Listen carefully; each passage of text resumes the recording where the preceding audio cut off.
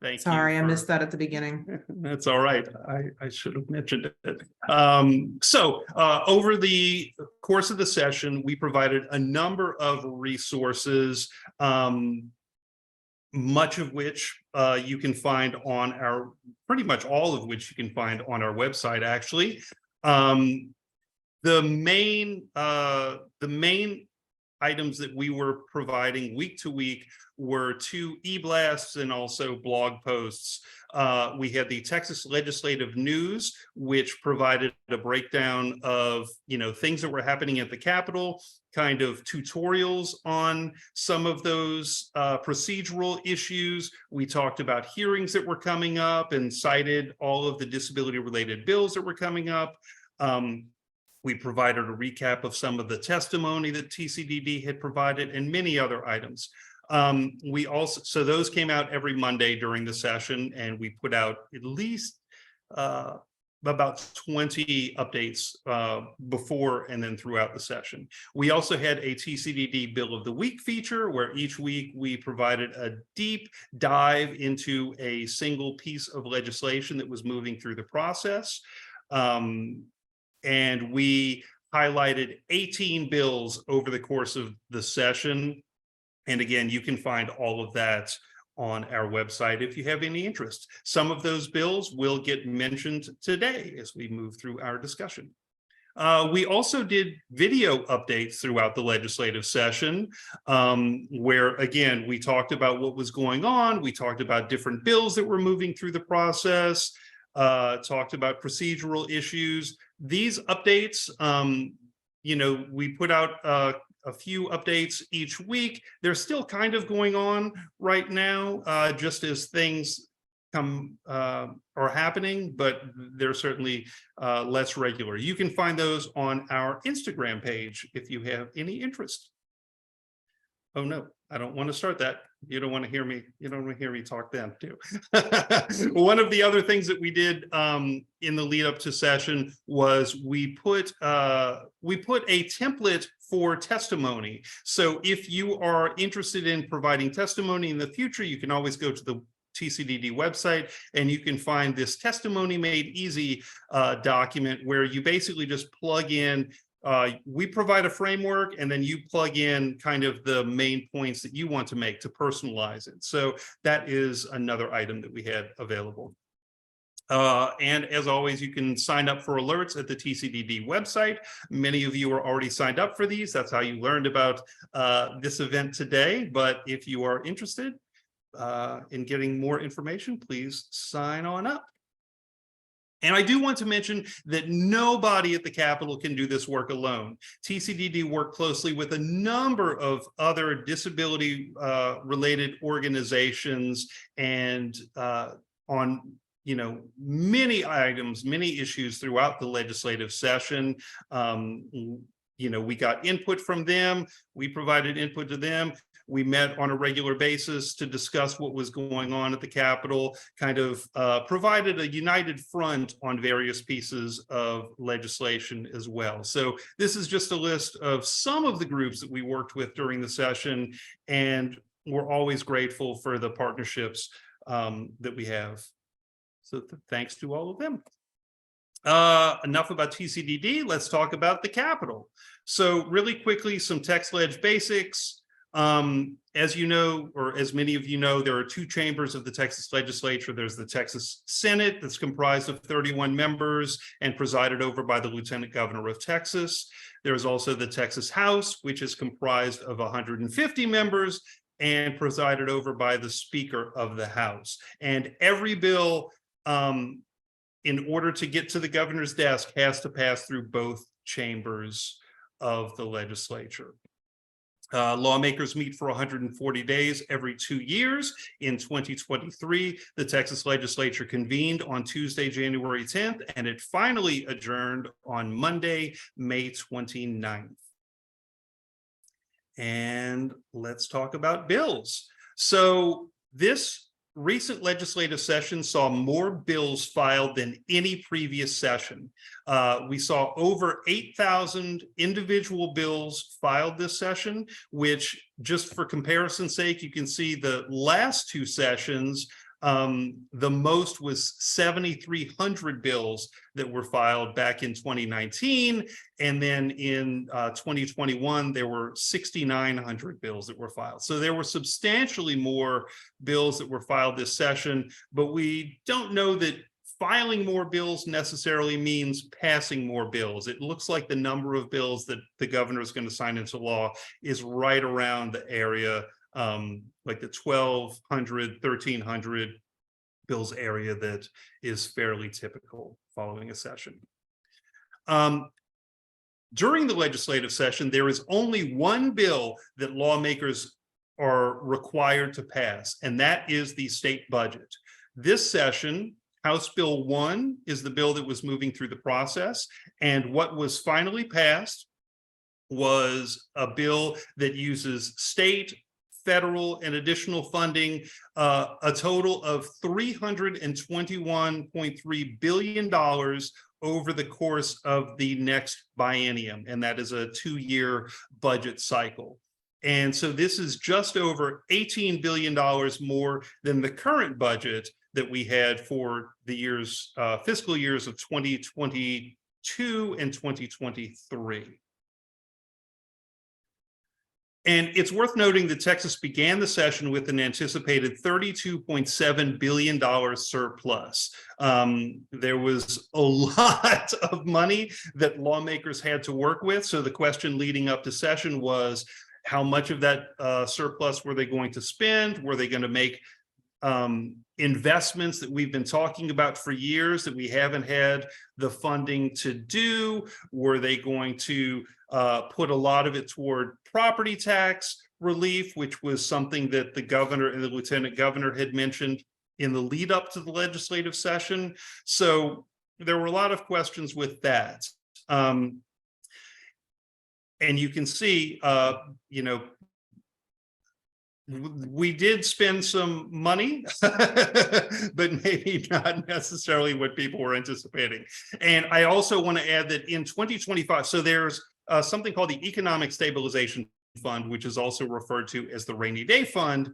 And that is some money that is set aside just in case we need to use it based on some type of economic catastrophe, or, if oil prices drop down dramatically and that results in a drop in state funding, something like that.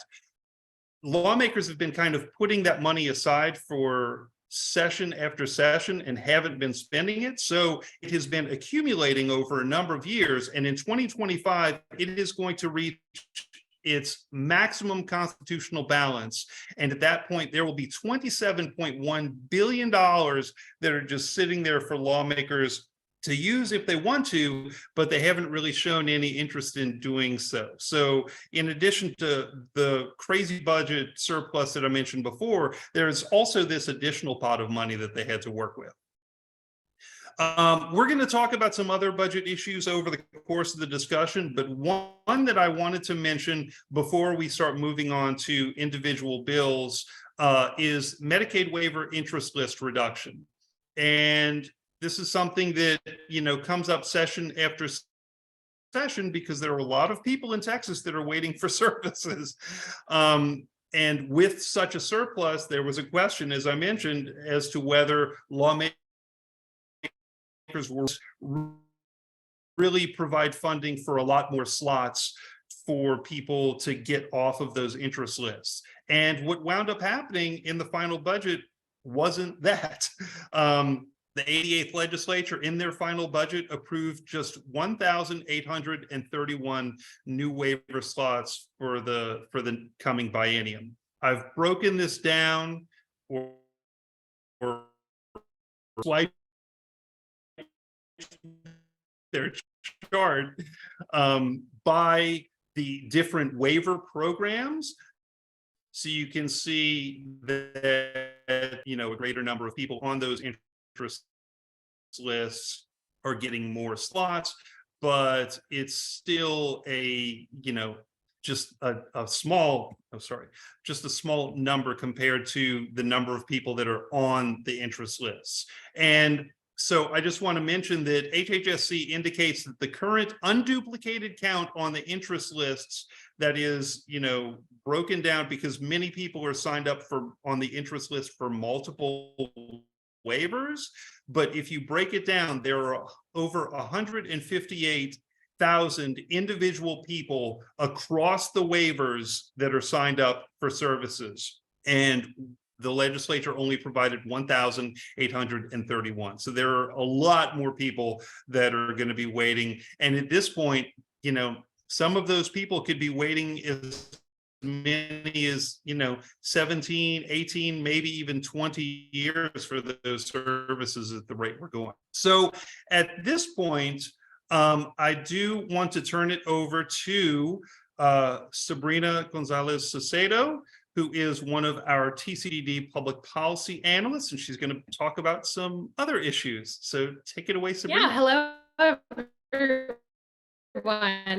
Thank you for that introduction on the Texas Legislature, Scott. My name is Sabrina Gonzalez Saucedo. I am a Latino woman with long brown hair, and I'm wearing a black and white patterned blouse on today. And I'm really excited to dive into what we saw this legislative session.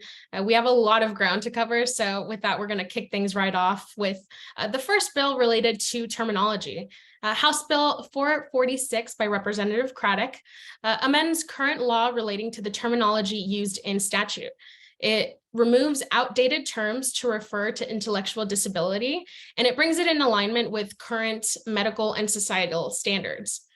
This mirrors efforts that we have seen both at the federal and the state level, and we were excited to see that this is one of the first bills passed and signed this session. We know that language is really important, and so seeing that this bill move forward and that we're modernizing the language that we use in reference to people with intellectual and developmental disabilities was really exciting. Next slide, please. And next, we'll be transitioning over to education-related bills that we saw this session.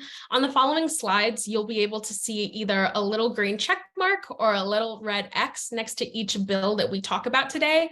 And these check marks and X's represent whether that specific bill did or did not pass this legislative session. We believe that in order to paint the full picture of what occurred this legislative session, that it's equally important to talk about what didn't pass in addition to what did pass. So with that being said, we'll begin by talking about House Bill 166 by Representative Mary Gonzalez. This bill would have created a procedure allowing for the appointment of an educational representative for a student with disabilities between the ages of 18 and 21 who lacks a legal guardian. This process is specifically for students who are unable to understand their rights or provide informed consent throughout the special education process, and it would have brought in Texas in line with federal law as well. This bill did pass unanimously out of the House, but was never heard in the Senate Education Committee. You will see that a lot of bills this session just ended up running out of time and dying on the premise of just not having time, and this was one of those bills. Following that, we also saw House Bill 773 by Representative Allen. This would have required school districts to correctly document any instances of suspensions or removals and prohibit the harmful practice of school-initiated undocumented early pickups. This is an issue that we've covered at our council meetings previously, in which shadow discipline is used mostly against students with disabilities, and parents are being asked to pick up their children early from school without having any formal disciplinary action attached to that pickup. And so this bill would have addressed that. And it passed out of the House committee, but never got to the House floor for a vote. Next, House Bill 195 by Representative Gonzalez. This bill would have required school districts to create emergency plans for students with disabilities during a disaster or emergency situation. This is in reference to fire drills or fire situations, active shooter situations, tornado, and other emergency situations that arise. And this emergency plan would have been required to be in a student's individualized education program or in their Section 504 plan. This also would have mandated the Texas Education Agency to establish guidelines for school emergency operations plans to ensure that they are being inclusive of students and staff with disabilities. And this bill ultimately passed out of the House, but was never heard in the Senate Education Committee. Further, we also saw House Bill 272 by Representative Johnson. This bill would have aligned state statute and TA rules with federal terminology when referencing the team of people that convene to create a special education student's individualized education program. In the state of Texas, we use a term called the ARD Committee, which may be familiar to some, the Admission, Review, and Dismissal Committee. However, Texas is the only state to use this, and at the federal level in other states, the correct term is individualized education program team. And so this would have brought some sense of congruence between state and federal references. And this bill passed out of the House, but was never heard in the Senate Education Committee either. One bill that we did see pass this session and related to special education was Senate Bill 2304, authored by Senator Lamantilla. This requires public school districts and open enrollment charter schools to provide information regarding the Texas Driving with Disability program to certain students with disabilities and their parents. Some people may be aware of this program. It allows the voluntary disclosure of disability to the state through either an identification on your state ID or driver's license, or on the back end for law enforcement through the TLET system. And that allows police officers to know that you have a communication impediment prior to stopping you. So it's meant to improve interaction with law enforcement and drivers with disabilities. And we did see this bill pass, which was exciting. Next slide, please. School safety was also addressed during this legislative session, with the largest bill being passed this session being House Bill 3 by Representative Burrows. This bill was largely in response to the mass shooting that took place at Robb Elementary just over a year ago, and got a lot of attention. This bill does several things, including slightly increasing the per student safety allotment, requiring school staff to complete mental health training, and most notably, it also includes the requirement that school districts have at least one armed security officer per campus. Many stakeholders voiced concerns over what impact an increased law enforcement presence could have on students, particularly those with disabilities and students of color. And others feared that there was not enough funding allocated for schools to carry out these requirements. Nevertheless, the bill did pass and is currently awaiting signature from the governor. Now, there are several amendments relating specifically to students with disabilities in this bill. And the first of those I'll be talking about is the directive that TEA, the Texas Education Agency, established guidelines for school districts' multi-hazard emergency operations plan. This is specifically to ensure that schools are making sure that these plans are inclusive and considering the safety of students and district personnel with disabilities during emergencies.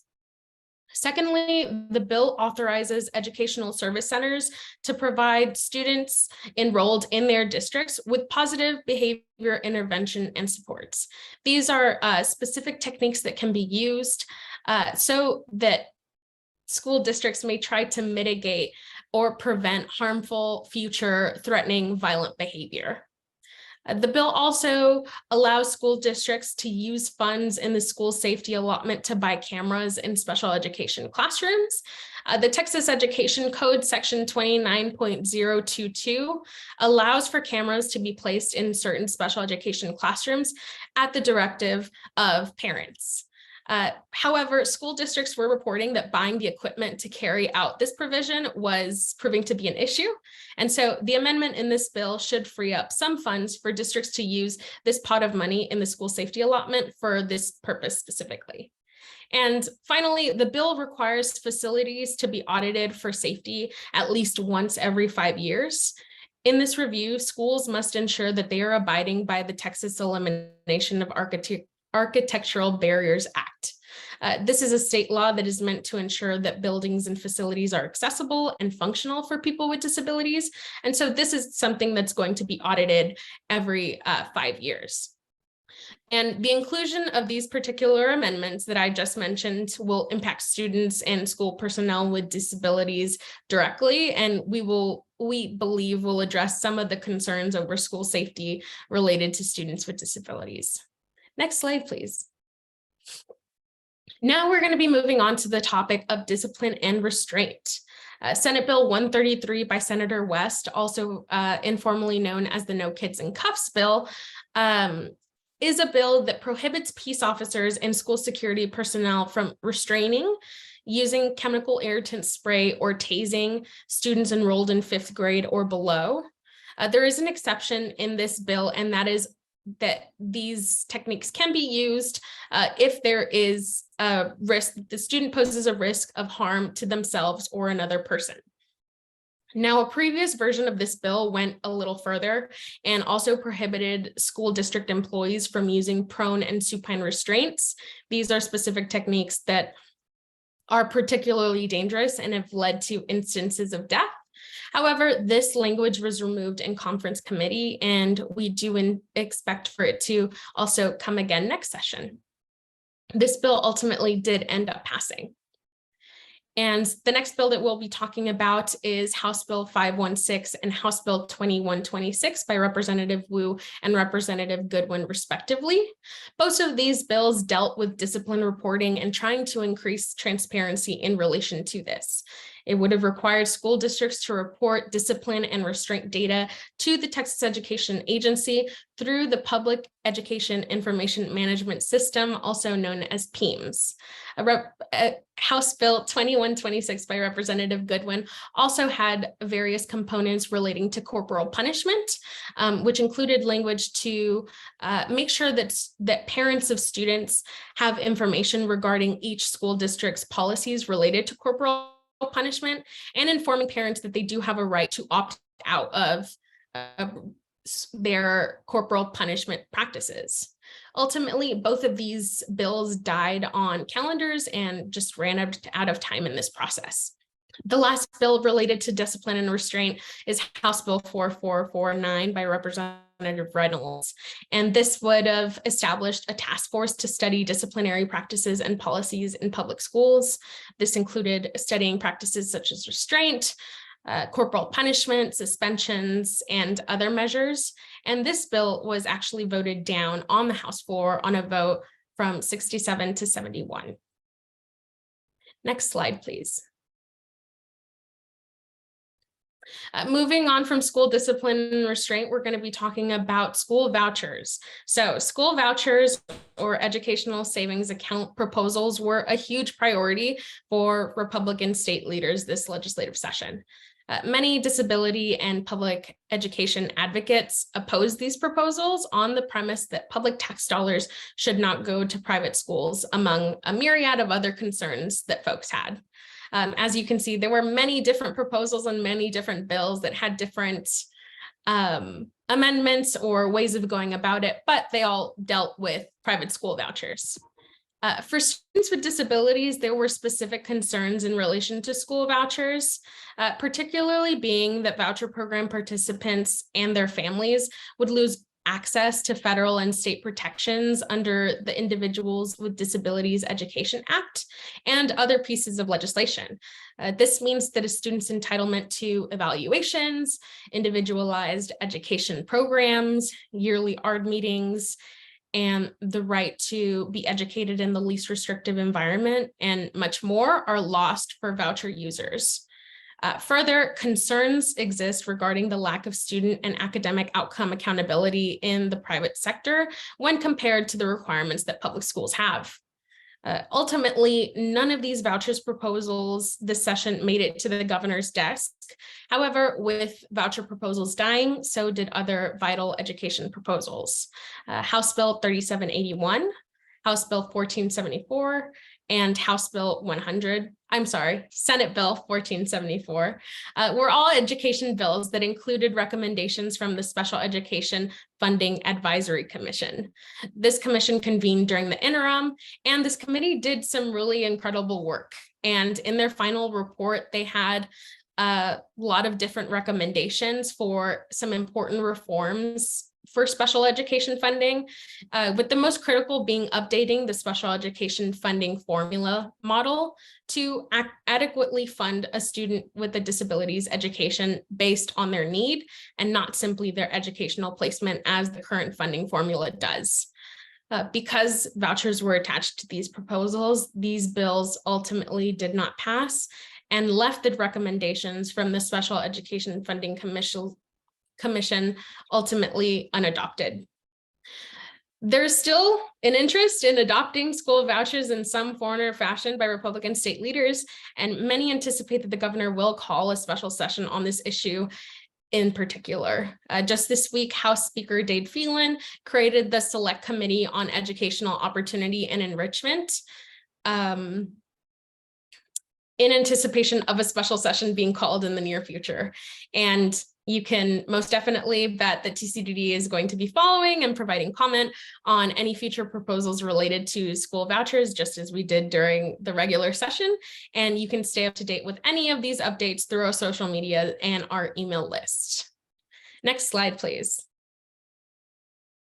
Finally, in relation to education, this session will be addressing higher education. This session, we saw the passage of Senate Bill 55, which directs the Higher Education Coordinating Board to conduct a study that would identify best practices for assisting students with autism spectrum disorder in post-secondary institutions.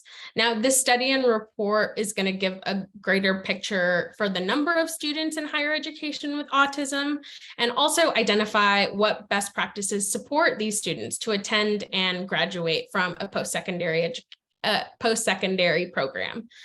This bill was filed in previous sessions, but never made it quite past the finish line. So we're excited to see this investment in students with autism and ultimately the outcomes of the study. Two proposals that did not make it through the process this session were HB 1604 and HB 5146. HB 1604 would have required the Texas Higher Education Coordinating Board to report on certain information relating to the enrollment and success of students with disabilities in higher education. And this was referred to the Senate Subcommittee on Higher Education, but was ultimately never heard. And in relation to HB 5146, this would have expanded access to post-secondary education and comprehensive transition programs for students with intellectual disabilities through the Building Better Futures program. This would have been housed within the Texas Higher Education Coordinating Board, and it gave the Higher Education Coordinating Board the authority to award funds to eligible post-secondary institution, and it was aimed at increasing the amount of options that students with IDD have when pursuing post-secondary education. This would have provided resources and incentives for post-secondary education institutions to create more programs like the Aggie Achieve program at Texas A&M, the Elevar program at UNT, and the Tu Casa program at Texas A&M San Antonio. Unfortunately, this proposal did die in Senate Education Committee and did not end up making it through the process. But this wraps up my portion covering education this session. As you can see, there were a lot of bills related to students with disability proposed this session, and undoubtedly some that we will see again next session. So with that, I'll go ahead and pass things over to Linda.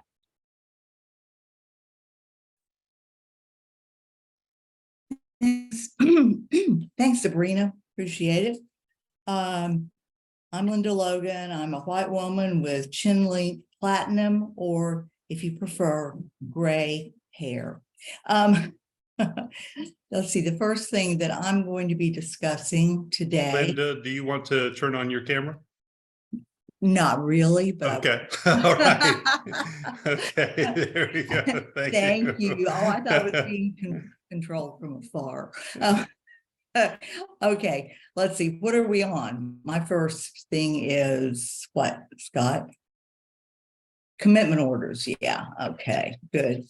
There were a couple of commitment bills this session, one of which passed, Senate Bill 944 by Senator Colhorst. For a long time, well, let's talk about statutory criteria for commitment to residential care. And this is in a state-supported living center. There has to be evidence of danger to self or others, or evidence of the inability to provide for basic personal physical needs. What's new with Senate Bill 944 is that really neither of those are required. For a long time, the parent or guardian has been able to petition the court for commitment of their child or ward to a state-supported living center. The difference is that the process included the interdisciplinary team performing assessment and reporting its findings to the court.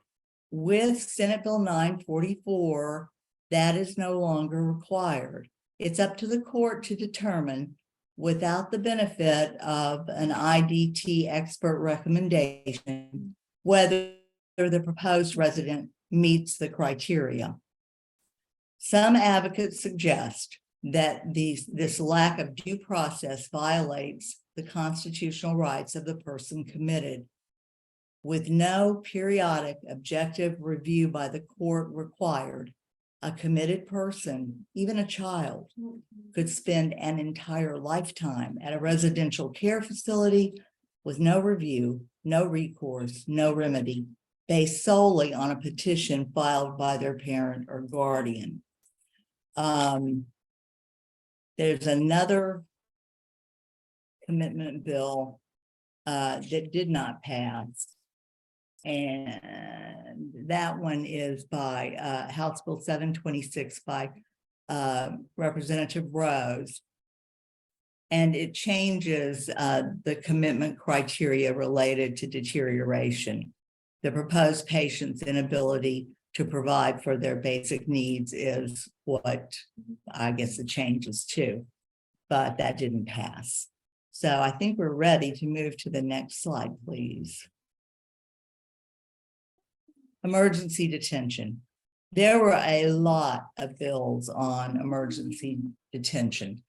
Emergency detention is performed using a clinical assessment of to use a clinical assessment to determine whether a person meets the criteria of danger to self or others or deterioration.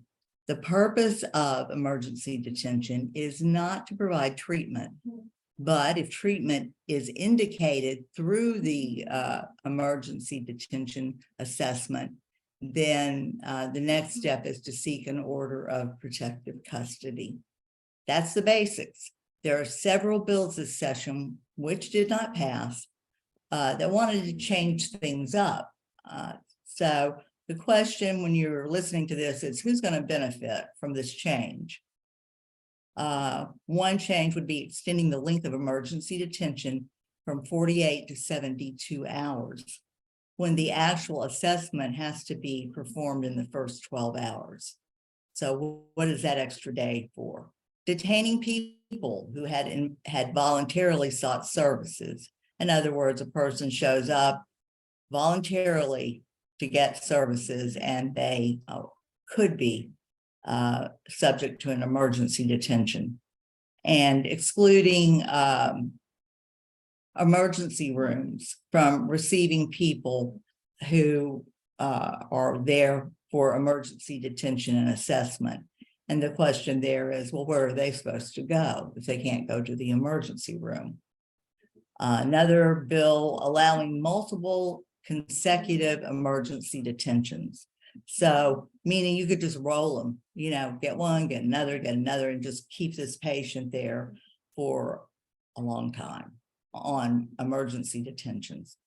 So the who benefits, these types of changes don't benefit patients and may actually drive them away from seeking help. These changes can benefit service providers who can charge for 3 days, not 2, or who can bring totally voluntary people in and then not let go if they change their minds by issuing an order for emergency detention. The bill which did pass was a guardianship bill by Senator Zaffarini, and the provision related to emergency detention in a very circumscribed circumstance was added as a last minute amendment. There are there are like 5 other bills for emergency detention that thematically are the same and did not pass. And if you want more information about those, I would be happy to provide it. But it follows sort of the same pattern of changing longstanding law to benefit a certain interest group. And so now on to community attendance. Of all the topics the legislature addressed, paying caregivers a living wage would have by far the greatest positive benefit on the 310 million individuals in the community receiving these services. And that's about 1% of our state's population. So raising the basic rate of pay for these folks from $8.11 to $10.60 is a good first step, but it is by no means enough. And it took a lot of heavy lifting to get us just this far, even in this rich year, and even with the hard work of powerful allies like Donna Howard and Charles Perry. Consider that state employees performing similar functions already receive about $16 an hour with benefits. And even fast food spots like Chipotle and Dairy Queen and retail places like Buc-ee's are starting people at $15 or more an hour. We need to keep up the pressure and not let personalities and politics muddy the facts. And I'm speaking of the economic facts. Paying personal attendants more will have a positive effect on the state's economy too, not just the people with disabilities who rely on personal attendance, and not just personal attendance either. And I'm going to pass the ball or the wand on to whom? Next up is Lauren Gerken. Thank you, Okay. Linda. Sure, you're welcome. All right, Lauren, you take it away. All right, good afternoon, everybody. And thank you for sticking with us at 2 in the afternoon. I know it's that sleepy time of the day. I am Lauren Gookin. I'm a white female with a really like pixie short haircut, red hair. I'm wearing a floral patterned shirt and a bluish gray blazer, and I am going to be talking about kind of a hodgepodge topics, and I'm going to start with the strategic approaches for IDD and services. So one of the bills that did pass in session HB 729, which relates to the establishment of a statewide intellectual and developmental disability coordinating council. This bill came out of some recommendations from a couple of groups. So many of you might know that we have a behavioral health coordinating council in Texas that sometimes dealt with some IDD related issues, but that coordinating council recognized the fact that IDD and behavioral health, while they intersect on some issues, are not necessarily addressing the same issues, and behavioral health and strategic approaches do not always address IDD and strategic issues. So within that group, they had an IDD strategic work group that developed a 5-year strategic plan, and one of the recognized topics that in discussed for a need for a formalized IDD coordinating council. So when this bill passes, we will have a coordinating council that tackles the development and monitoring of a 5-year statewide IDD strategic plan, developing biennial coordinated statewide expenditure proposal, annual publishing and updated inventory and state funded IDD programs and services, and potentially facilitating opportunities for collaboration for the effective expenditure of available federal and state funds for IDD services. So overall, the goal of the council is to provide a focused effort on improving systems and funding usage and allocations for IDD services. I will note that TCDD will be a representative on its council.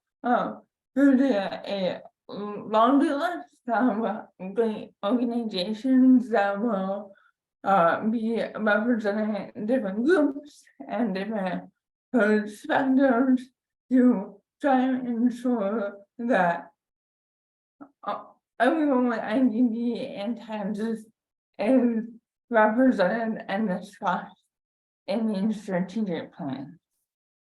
Next slide, please.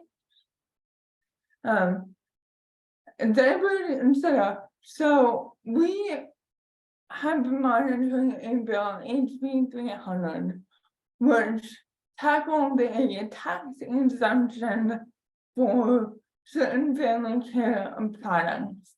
And in its original filing, that bill did not include adult incontinence care products, and we worked with the bill author, Representative Donna Howard, to include those products, recognizing that adults with disabilities are members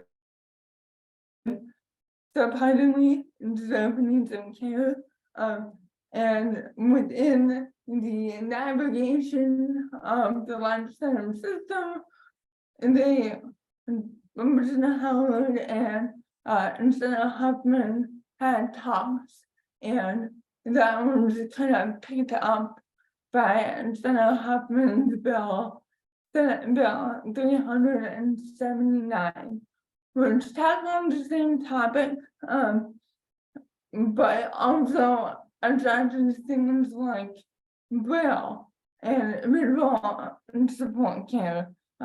So it has a pretty wide range of disability related and family care products that will now amend the tax code to be a tax exempt product.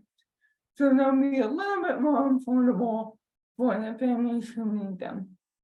Next slide, please. Early childhood.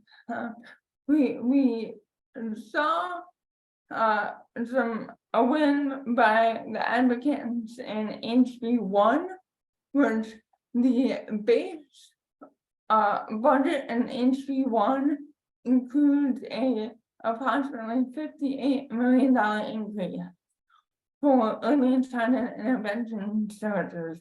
And the interesting thing is, that's the base budget. When you look at the conference committee report on the budget, there was a decision to adopt an exceptional item that adds an additional $6.2 million to that $58 million.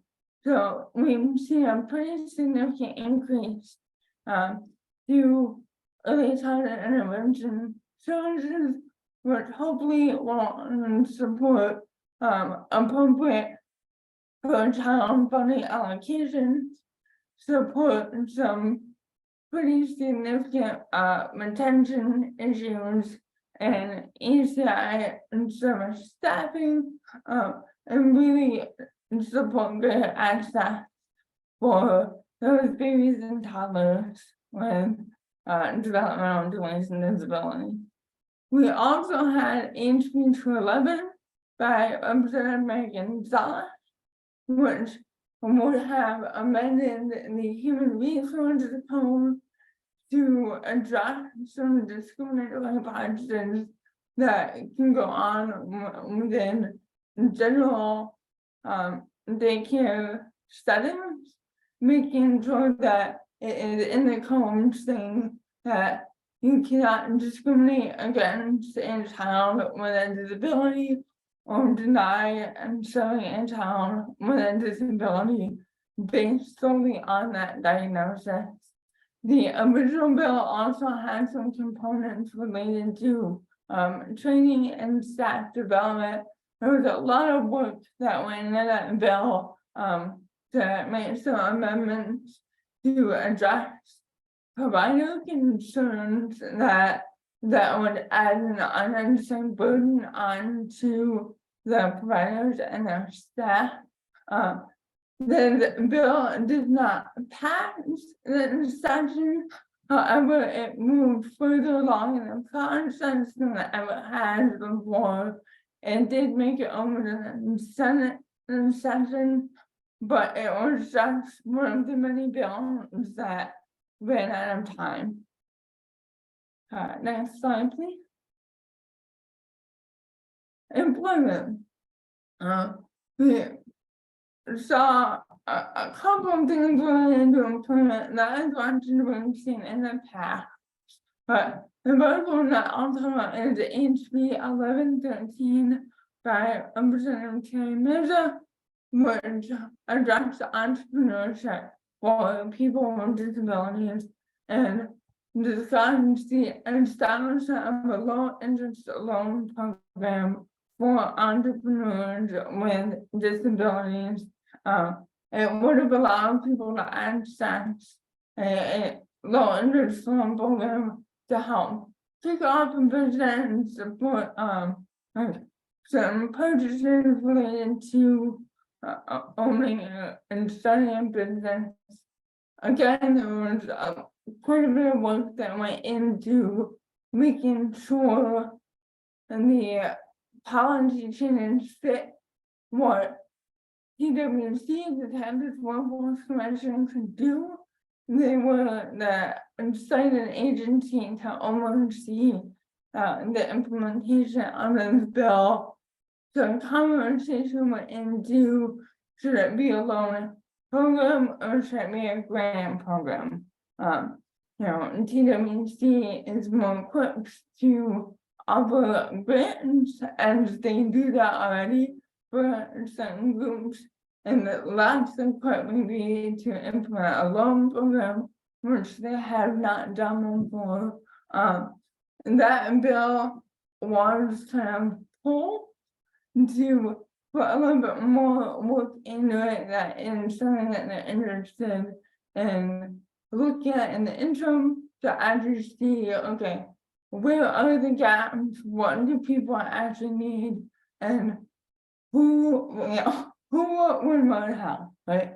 What agency should be in charge of it, how can we implement it, who's gonna get it, all these things that I'm gonna go into a deeper conversation. But in the sphere of entrepreneurship, a bill by Senator Parker, NC 4 has established October 17th as Entrepreneurs with Disabilities Day, recognizing entrepreneurship as an acceptable and great pathway into employment for people with disabilities. It is set in October, which is also National Employment Awareness Month for people with disabilities. So we have one other thing to recognize and celebrate in October in Texas for employment. Voting, we had 2 bills go through. The first one is HB 3159 by Representative Leach. This bill will establish a requirement that a Secretary of State's office has to find, approve, and implement an accessible absentee ballot process. So the other, there's software out there that is used for folks who are in the military who have to vote in an absentee ballot. And we have absentee voting in Texas. The issue that we cited in the past is to vote with the absentee ballot. You have to be able to put it right on physical paper and then mail it in, which is not accessible for many people with visual impairments, literacy disability, or fine motor if you can't write. So this bill is going to require the state to find a program that they deem appropriate, that is accessible and allows people to use any supportive assistive technology that they need to be able to vote independently through an online system, which will address some of these gaps that people are experiencing, where they're having to rely on somebody else to print and fill out their ballot and not necessarily have a way to check and make sure that the person that they're trusting is actually filling out the ballot as they have said. So this is going to increase accessibility for voters with a variety of different disabilities. The other bill is Senate Bill 477 by Zaccarini, which increases accommodations for voters with disabilities. One of the notable changes in this bill is that it really ensures that there is at least one curbside voting spot for people to use that is designated to curbside voting, that is not overlapping with an accessible parking spot. So it's saying that you can't take up an accessible parking spot by making it a curbside voting spot. So there's going to be an entrance spot dedicated to curbside voting. It also ensures things like having priority voting. So if you can't actually stand in line very long, because of your disability, you can have priority voting, which is slightly different than what's been established in the past, which is you can have your own spot held in line for you, if you need to go sit in somewhere else. This is the thing that we're gonna give you priority voting. And see. And think you can go to the next slide. So just a quick mention before we get into the guardianship bills. Over the interim, and there was a guardianship related interim charge for the Judiciary and Civil Jurisprudence Committee to evaluate types of guardianship. We touched upon that, and some really good work went in by the committee, and some recommendations came out on that hearing that inside, we want to make sure that any changes to guardianship are promoting person-centered practices. And we saw kind of two sides of that in legislation that was filed in session, and Scott, you can go to the next slide. So we had two bills that went through. They are both Senate. Excuse me. They are both Senator Jacqueline bills.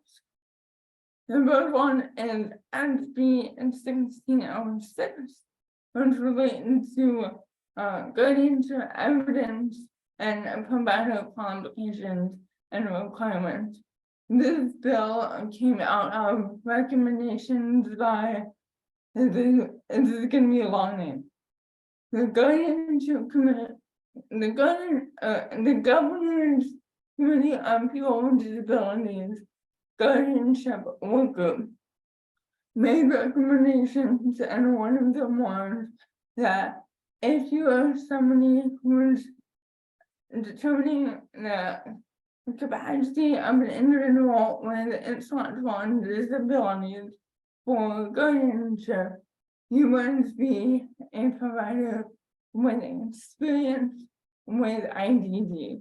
So this implements that recommendation in the state code, and now it says that people who are either determining the necessity for guardianship or evaluating restoration of rights or modifications to guardianship now have to have experience working with people with intellectual and developmental disabilities, which is going to prevent what has happened in the past, occasionally, where people get, providers that are dermatologists, and so, to write letters determining whether or not someone is incapacitated, which, the question said that dermatologists really have the knowledge and background to be able to make that determination. No, and saying you have to have that expertise.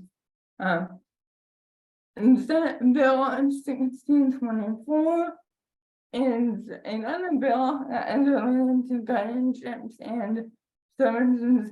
This is a pretty comprehensive bill that came from Disability Rights Texans that is going over, really, to sum it up, increasing a person who is under guardianship ability to participate in the guardianship process.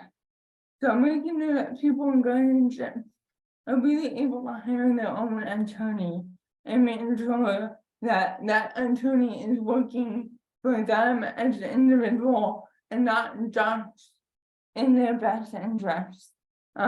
It clarifies that attorneys have instant access to records as an attorney ad litem.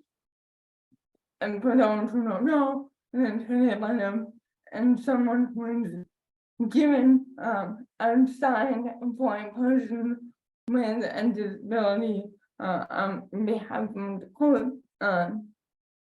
It also, I apologize, I'm a little out of breath, but it also includes things that an individual under guardianship can have a meaningful review and input in the guardianship process. So they can be involved and understand a little bit of what's happening.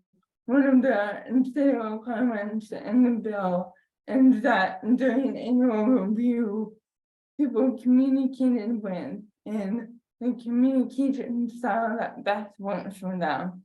And I know we're running a little on time, so there are some more pieces that, like, we're going training, we're going alternatives and guardianship, and kind of clarifying some procedures for registration of guardianship.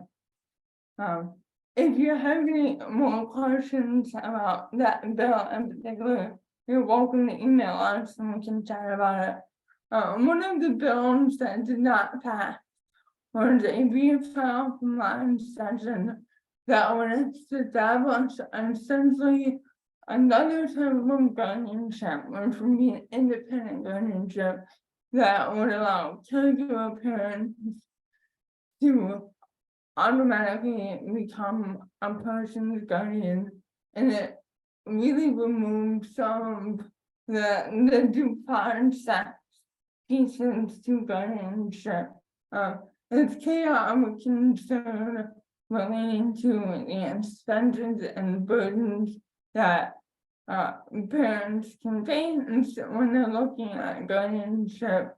The concerns from the disability community when I'm saying there were a lot in session, which is the due process components that are in place that people may find burdensome or instead of are there strategically to protect the individual who is under guardianship.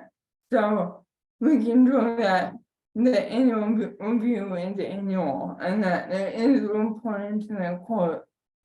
It's critical into ensuring that if something unsafe is happening in that guardianship dynamic, that people have an opportunity to identify it more quickly.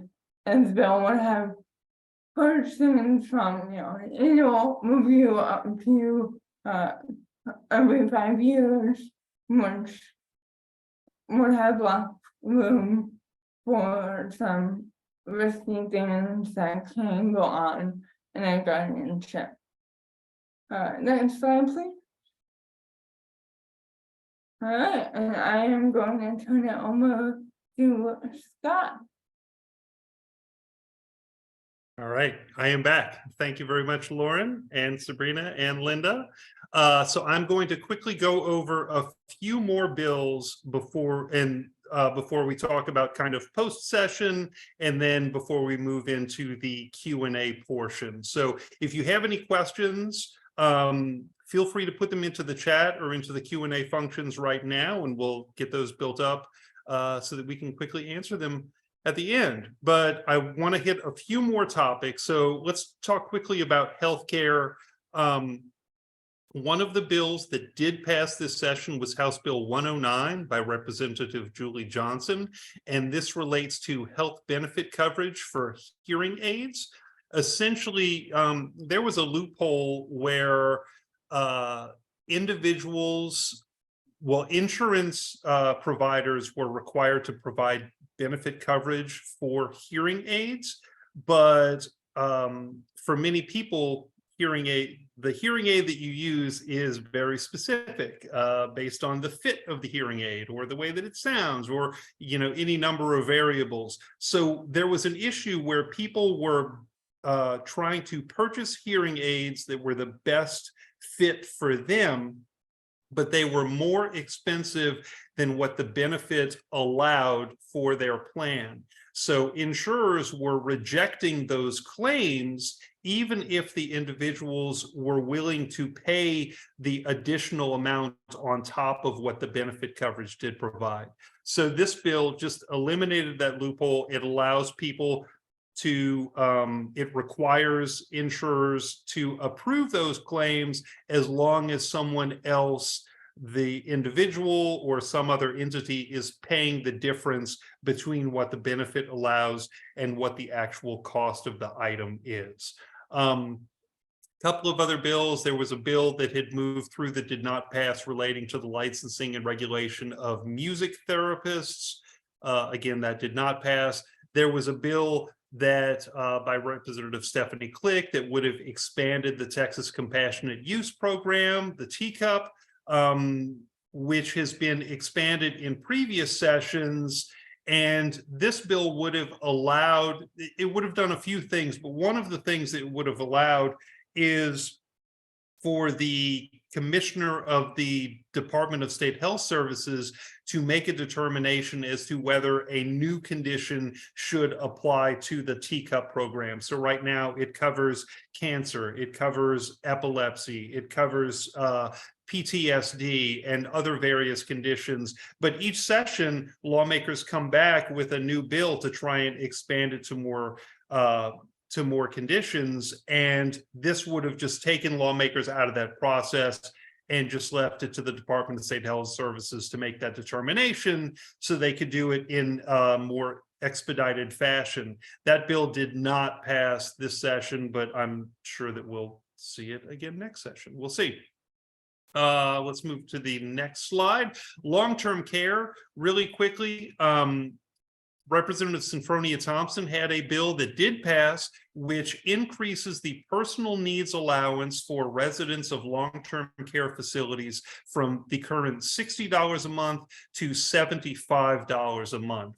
Now, the personal needs allowance is something that is used by residents to purchase items that are not provided by the facility. So that may include various types of clothing or underwear or socks. It may include cell phones or even cell phone or data minutes, various items. And it has not been increased since 2007.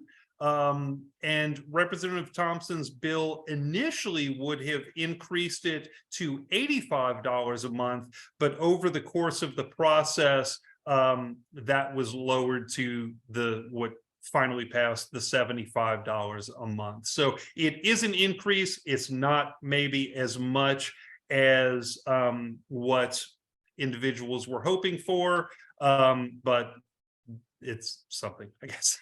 There was also House Bill 1009 by Representative Chris Turner, which relates to caregiver background checks in residential group homes. And these are certain types of homes that generally have 4 or less people living in them.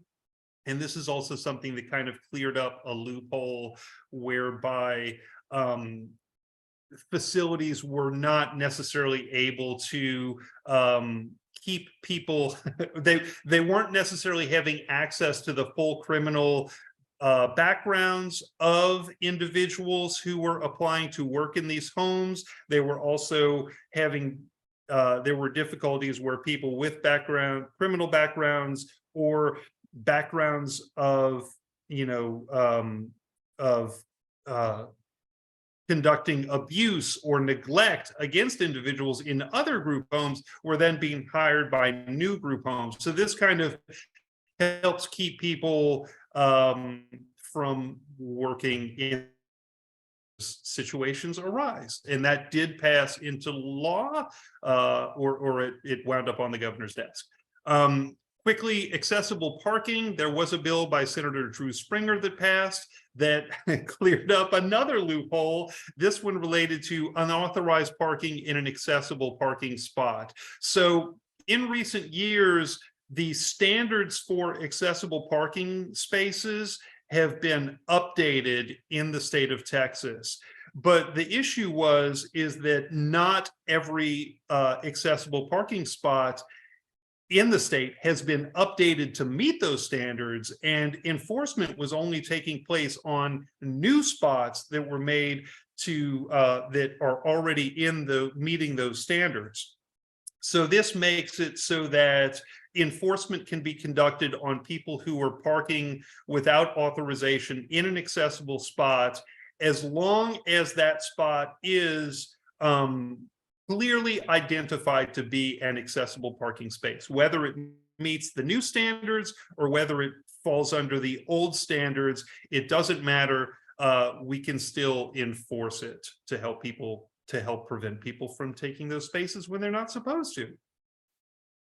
There were a few disaster preparedness bills, one that was mentioned during the special education portion that Sabrina mentioned, but there was another bill that had been filed which would have required assisted living facilities to have emergency generators that could provide 72 hours of power in the event of a total blackout. And this was kind of a response to the ice storm that we had a few years ago. That bill did move through the process a little bit, but it did not make it all the way. I don't think it passed out of the House. So yeah. Next, a couple of other bills that did not pass. This relates to the prohibition of the use of the death penalty on people with intellectual disability or for people with severe mental illness. So a few years ago, the Supreme Court ruled that the use of the death penalty on those individuals, on people with those conditions, is not constitutional. But the Supreme Court left it to the states to set up a process whereby intellectual disability or severe mental illness is determined prior to prosecution for crimes that could result in the death penalty. And these are bills that have kind of been filed for a number of sessions, but they just don't seem to make it all the way through the process. In both of these instances, the bill passed out of the House and then made it over to the Senate, but did not receive a hearing or did not pass in the Senate. So again, this is something that Texas would merely be implementing a process that has been required by the U.S. Supreme Court, but Texas remains one of the only states that has still not done so. I want to quickly talk about next steps. So considerations for post-session. The governor has until this Sunday, June 18th, to sign, veto, or let any bills that made it to his desk pass into law without his signature. So that is going to happen on no later than this Sunday. So any of the bills that we talked about over the course of this discussion that did pass, some of them, there is a possibility that some of them that haven't been signed into law could get vetoed. Usually the governor vetoes about 30 to 40 bills per session. So far, I think he's vetoed about 3 bills. We'll see what it looks like on Sunday, and our follow-up email that we send for this presentation will likely come after that veto deadline. So we'll probably send something out on Tuesday next week, just to let you know if there were any bills that we did talk about that were vetoed by the governor. The legislature is currently in a special session relating to property tax relief and relating to border security issues. There's some dispute going on between the House and the Senate over what they want to do, and it is very likely that there is going to be another special session on those same items in the future. It's also likely the governor, in his call announcing that special session, did announce that he was going to call multiple special sessions to consider a number of items, but he wants to, rather than loading up a special session agenda with like 20 items, he's announced that he only wants to have a couple of items per special session to ensure that attention is paid to those items and that something is passed. So Sabrina had already mentioned a likely special session on private school vouchers. That is probably going to come. There are some other items that advocates are hoping to see special sessions on, including special education funding, including teacher pay raises, things like that. So we'll see what the governor has in mind in the future and when those come about. And I should say that the governor can call as many special sessions as he wants. The special session can last no more than 30 days, but he can call them back to back to back, or he can spread them out depending on what he wants to do. Interim charges is also something to take into consideration over the course of the interim in the lead up to the next legislative session.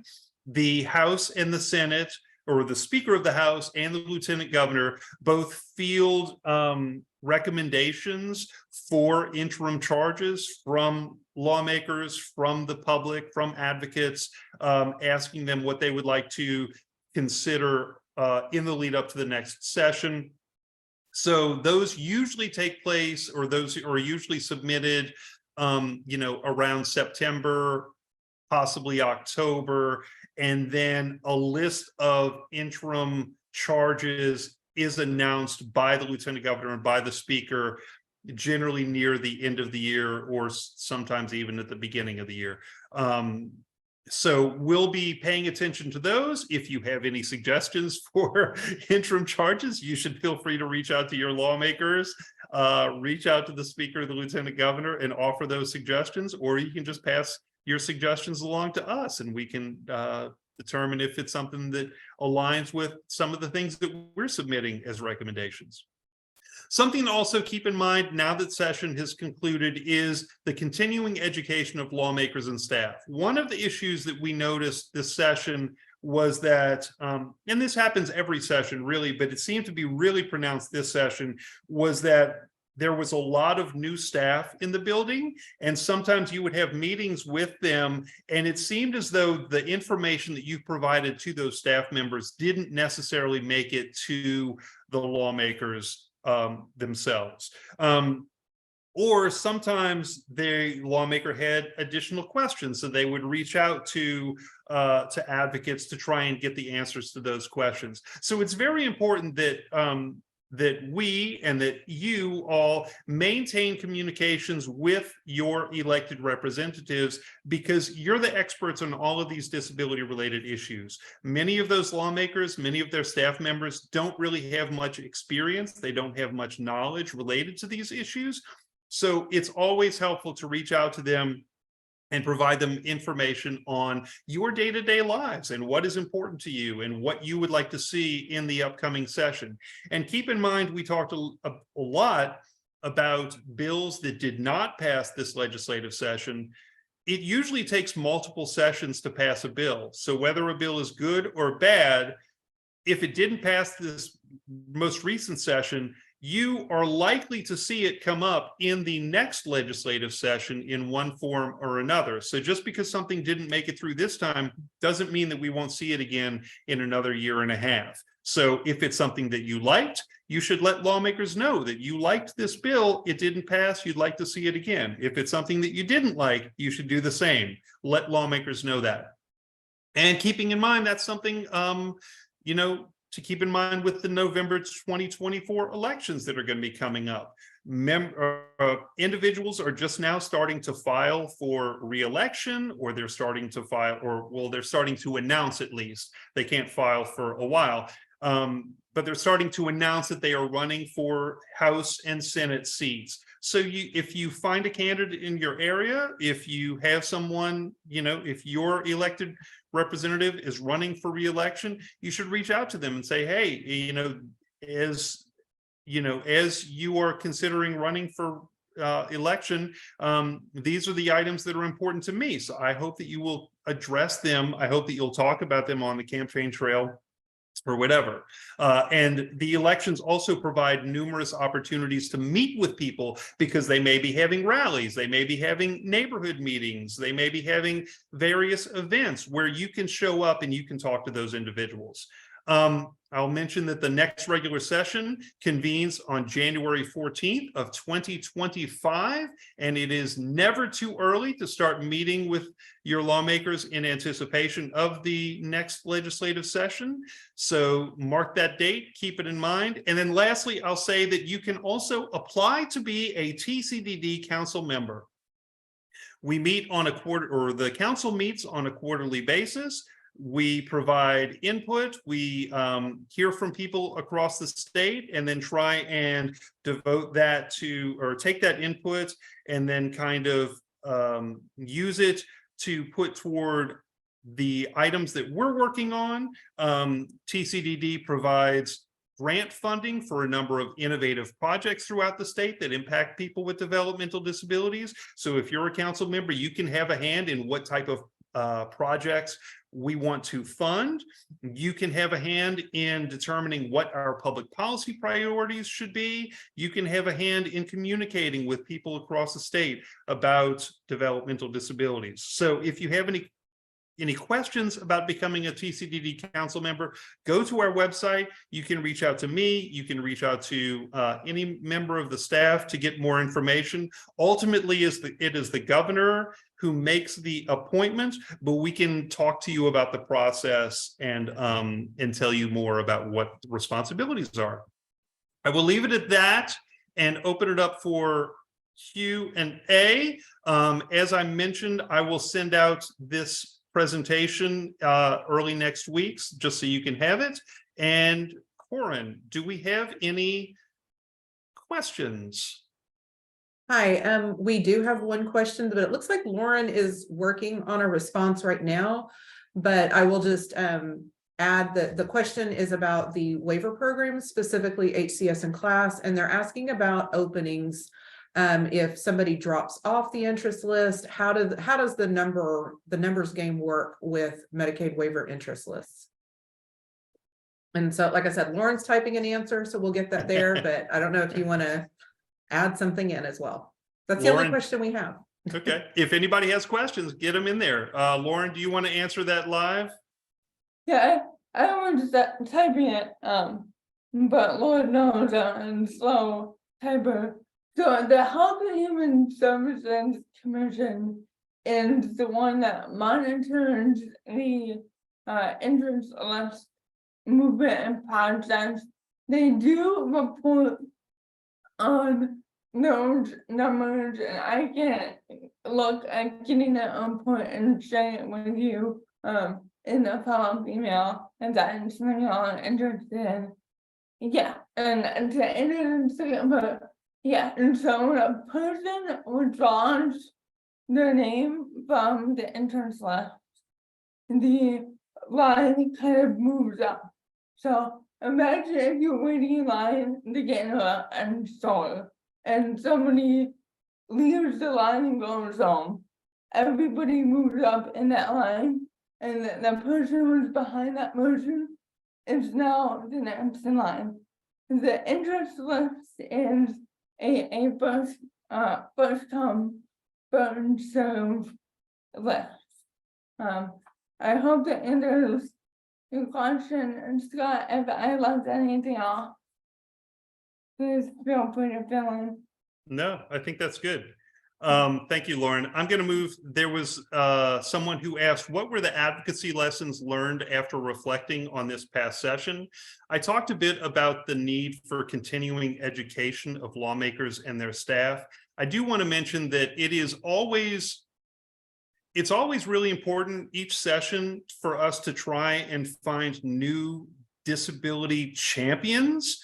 Right now there are just a few members who really kind of know disability issues well. They filed, a number of bills on disability related issues, and we need to expand that number. We need more people to be more familiar with these issues. We need more members filing legislation on these issues, particularly in the legislature, where sometimes there are personality disputes where one member can get all of their stuff blocked because of a dispute with someone else in that chamber or someone in the other chamber.